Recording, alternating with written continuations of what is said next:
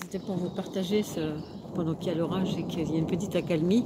Nous sommes à Esperanza et nous venons de rencontrer une dame qui nous a emmenés en voiture d'Esperada. Je ne sais plus où je suis. Rennes-le-Château. Ah oui, voilà. Donc d'Esperanza à Rennes-le-Château. Elle s'appelle Sylvie. Elle nous a beaucoup parlé de sa vie et surtout de son fils Loïc, détecté autiste à 18 ans et demi encore aujourd'hui, même si il était autiste plus tôt. Et c'est surtout le message qu'on a entendu de témoignage de cette mère, c'est que c'est un enfant qui n'a pas été scolarisé, mais il propose l'école de la vie à tout le monde. Il peut donner des leçons à tout le monde. Il est d'une sensibilité extrême. Il a tout compris du sens de la vie. Et il pointe toutes les incohérences. Évidemment, il a envie de changer tout ça parce que ça le rend presque malade de voir qu'on marche sur la tête. Et il donne surtout comme information, on va se remettre à l'abri parce que ça pleut. On va se retourner par là, mais je vais continuer. Hein, viens par ici, Richard. Viens par ici. Et il dit surtout l'importance de respecter l'enfant et que l'adulte arrête, même le parent, d'imposer des choses à son enfant, que ce soit pour manger, pour penser, pour faire des choses. C'est vraiment important juste lui donner la main pour lui donner un cadre, mais c'est tout, pas davantage. Voilà. Peut-être que j'aurai d'autres choses à rajouter après, mais pour l'instant je vois ça. Oui, elle nous a parlé aussi d'un inspecteur qui s'appelle Jean-Pierre Lepris. Il est à la retraite désormais. Maintenant c'est l'inspecteur.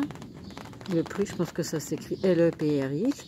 Et alors qui fait des conférences, des séminaires, des choses comme ça pour informer le public en disant ne scolarisez pas votre enfant, compétition, comparaison. Et tout ça, c'est très délétère pour le développement de l'individu. Donc voilà, il a complètement retourné sa casquette. Et elle nous a parlé de l'EDA, c'est l'enfant d'abord. Ça existe depuis 30 ans. Alors à voir, à approfondir, je ne connais pas du tout. En tout cas, j'étais très surprise, j'ai jamais entendu ça jusqu'à présent. Et elle nous a parlé de carter aussi, c'est un mode d'habitation qu'on peut faire en terre et en chambre, à voir.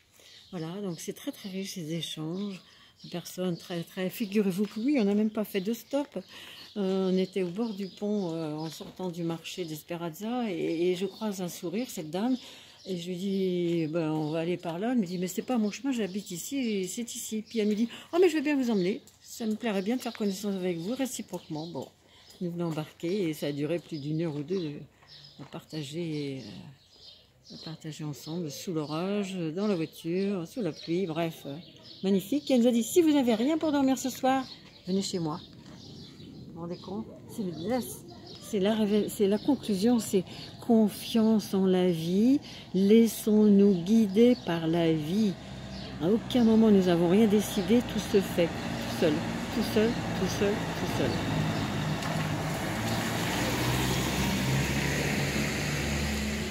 Même elle sait, cette dame, cette jeune femme, cette jeune maman, s'est laissée complètement guidée par son impulsion, son élan d'aller vers nous et dire « Oh, j'ai envie de vous emmener, on a des choses sûrement à se dire. » Voilà.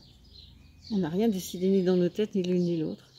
Alors, on s'est régalés tous les trois dans la voiture. Voilà, on vous partageait ça, mais c'est le message important à retenir. Soyons fluides, souples dans nos vies.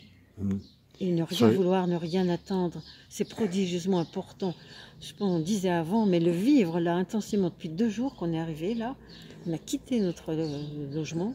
Je dirais, soyez disponible de vous-même. Soyez ouvert à la vie, Richard. Ouvert. C'est pareil. À ce qui coule en vous. Si c'est un élan de faire ça, faites-le. Réfléchissez pas pourquoi, ni comment, ni de la suite. Au revoir les amis, on vous laisse parce que ça fait du bruit. Oui, on verra plus tard la suite, hein, on vous racontera.